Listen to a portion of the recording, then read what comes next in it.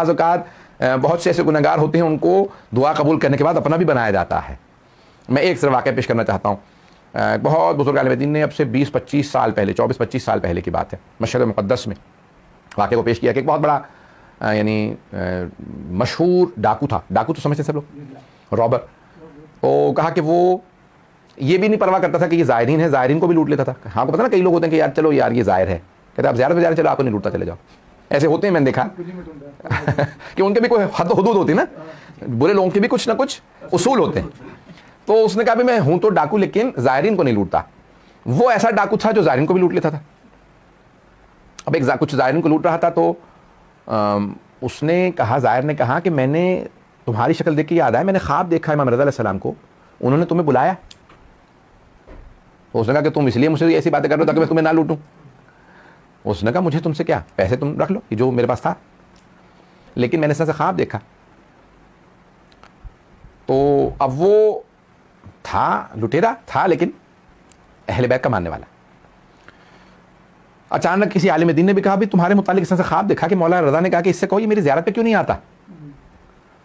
اس نے کہا کہ مولا کو تو دھوکہ نہیں ہوتا, انہیں بتا تو دیتے میں ڈاکو ہوں, کس منہ سے جاؤں.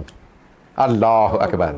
لیکن تھا ڈاکو, لیکن اس بات کا احساس تھا میں برا ہوں, مجھے پاک کے پاس نہیں جانا چاہیے. اللہ, پتہ نہیں بات واضح ہو رہی ہے نہیں ہو رہی. یعنی اتنا گنہگار تھا لیکن اس گناہ کے باوجود اس کے اندر اتنا ادب تھا کہ نہیں میں گنہگار ہوں, ناپاک ہوں, میرا کردار ناپاک ہے, میں ان پاک ہستیوں کے پاس نہ جاؤں. اب اسے جب 2-3 لوگوں نے ایک ہی پیغام دیا کہ امام رضا ہمارے خواب میں کہتے ہیں, اس سے کہو یہ میری زیارت پہ کیوں نہیں آتا. ایک دن بیٹھ کے رونے لگا, اپنے گھر والوں سے کہا کہ بھی میں ہوں تو ڈاکو لیکن مجھے بار بار امام رضا علیہ السلام کا پیغام آ رہا ہے, جاؤں تو کس منہ سے جاؤں.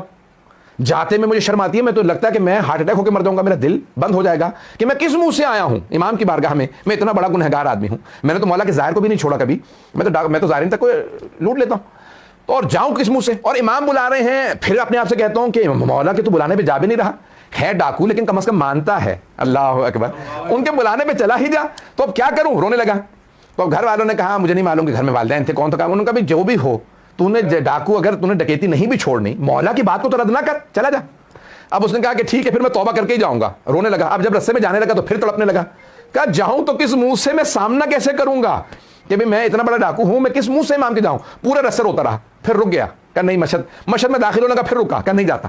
پھر کہا کہ مولا نے بلایا کس منہ سے نہ جاؤں, پھر حرم مشہد گیا, حرم میں باہر رکا رہا, کہا مولا کیسے آؤں کہ میں نے اتنے گناہ کیے ہیں, میں آپ سے میں نظریں نہیں ملا سکتا, میں زری کو دیکھ نہیں سکتا, ان گنہگار آنکھوں سے زری کو کیسے دیکھوں.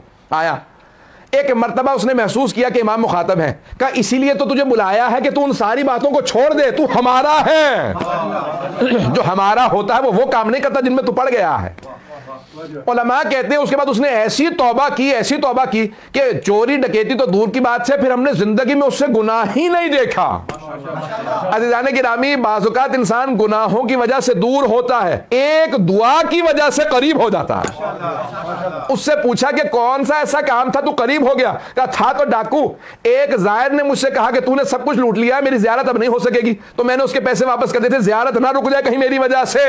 ایک زائر کو زیارت پہ جانے دیا, مولا نے کہا نہیں ابھی گنجائش ہے, دل پورا کالا نہیں ہوا, ابھی سفیدی باقی ہے.